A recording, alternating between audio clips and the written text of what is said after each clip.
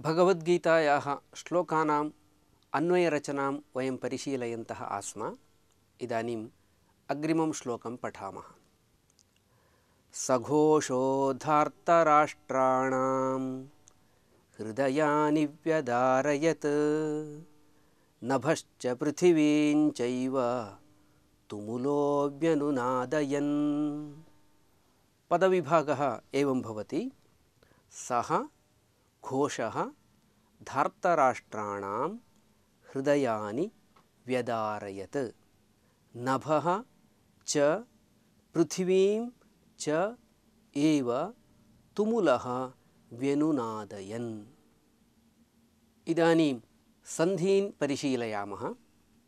सघोषो धार्तराष्ट्राणाम् इत्यत्र स्थानद्वये विसर्गसन्धिः अस्ति। सः घोषः धार्तराष्ट्राणाम्। अनन्तरं नभश्च, नभः च इति विसर्गसन्धिः अस्ति, श्चुत्वम् अस्ति। च एव चैव अत्र वृद्धिसन्धिः अस्ति। तुमुलः व्यनुनादयन्, तुमुलो व्यनुनादयन् अत्र विसर्गसन्धिः अस्ति, उकारः भवति। इदानीं वाक्यविश्लेषणं कुर्मः। श्लोके क्रियापदम् अस्ति व्यदारयत् इति। प्रथमाविभक्त्यन्तानि रूपाणि सन्ति। सः घोषः तुमुलः व्यनुनादयन् इति। द्वितीयान्तानि रूपाणि सन्ति। हृदयानि, नभः, पृथिवीम् इति। षष्ठीविभक्त्यन्तं रूपमस्ति धार्तराष्ट्राणाम्। अव्ययमस्ति, च इति द्विवारमस्ति, एव इत्यपि अव्ययम् अस्ति। इदानीम् अन्वयरचनां कुर्मः। व्यदारयत् इति क्रियापदं। कः व्यदारयत्?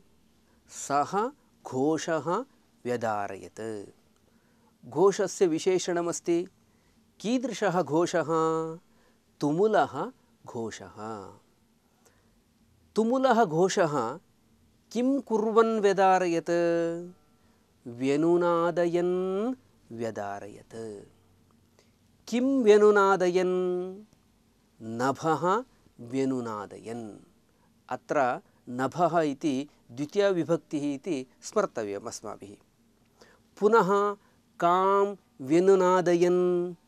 पृथिवीं च एव व्यनुनादयन्। कानि व्यदारयत्? हृदयानि व्यदारयत्। केषां हृदयानि? धार्तराष्ट्राणां हृदयानि व्यदारयत्।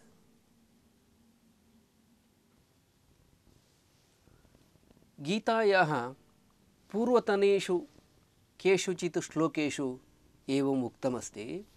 ततः श्रीकृष्णः पाञ्चजन्यम् इति स्वकीयस्य शङ्खस्य उद्घोषं कृतवान्।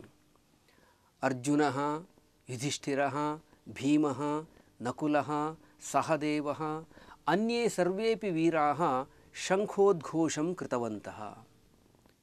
सः भीषणः घोषः आकाशं भूमिं च व्याप्नुवन् धृतराष्ट्रस्य पुत्राणां हृदयानि एव व्यदारयत्।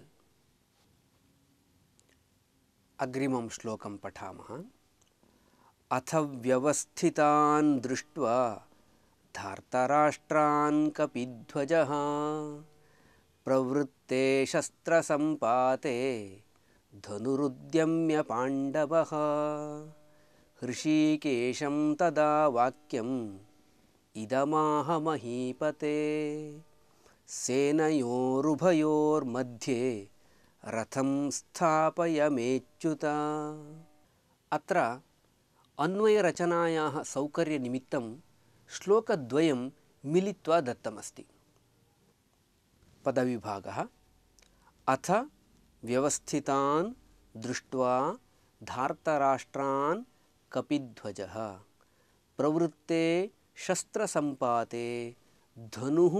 उद्यम्य पाण्डवः।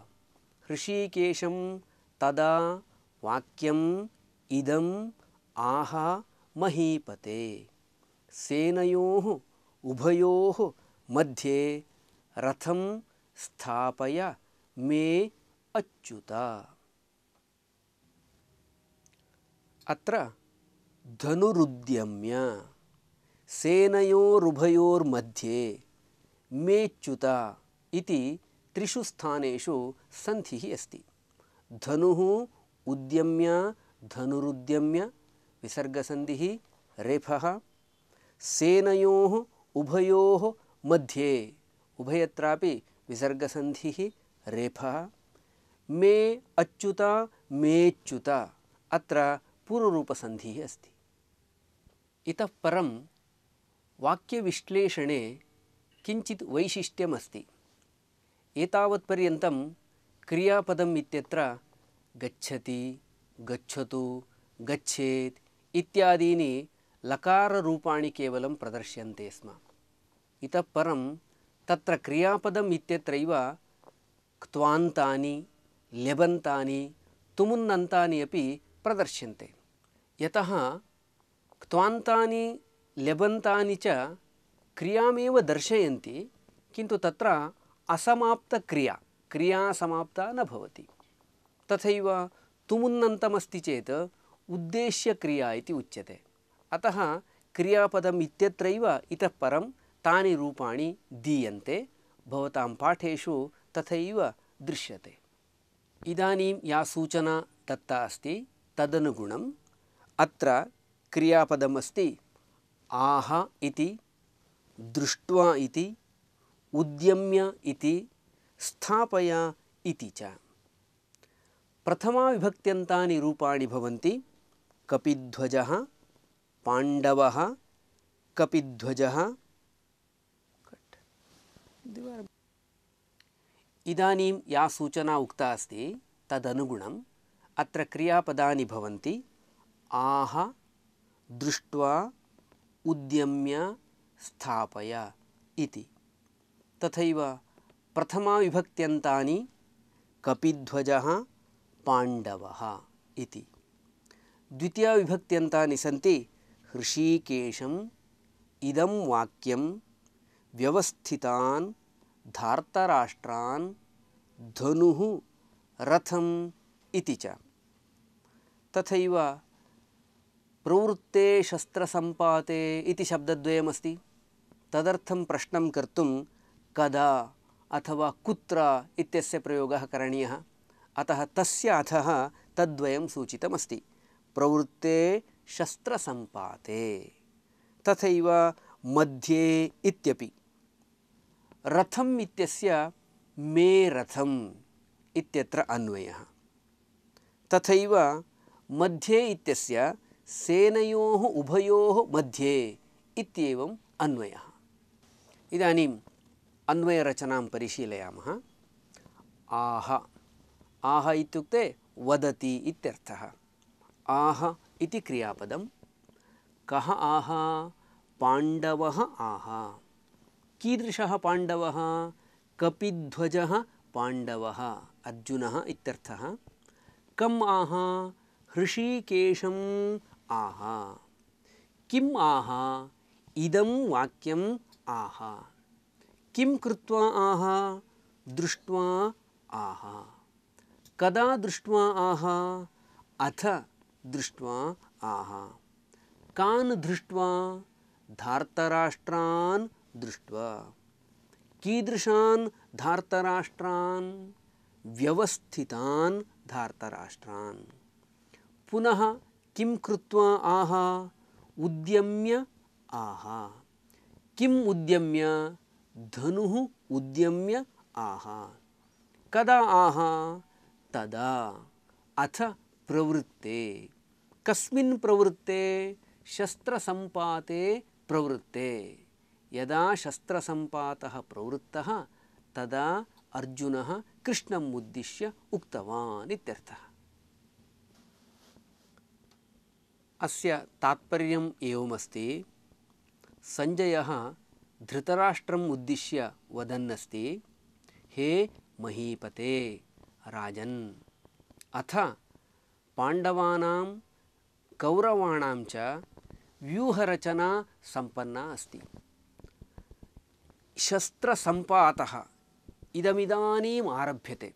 शस्त्राणां प्रहारः सद्यः एव आरभ्यते।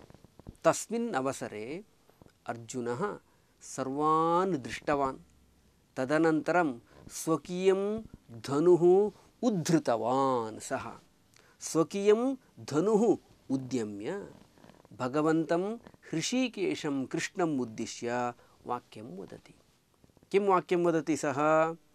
हे अच्युत, अनयोः सेनयोः मध्ये मम रथं स्थापय इति।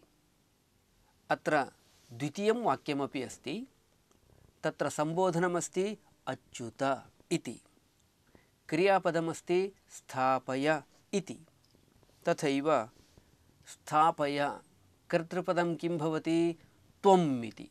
तद् अध्याहर्तव्यं। कं स्थापय? रथं स्थापय। कस्य रथं? मे रथं। कुत्र स्थापय? मध्ये। कयोः मध्ये? सेनयोः मध्ये। कीदृश्योः सेनयोः मध्ये? उभयोः सेनयोः मध्ये।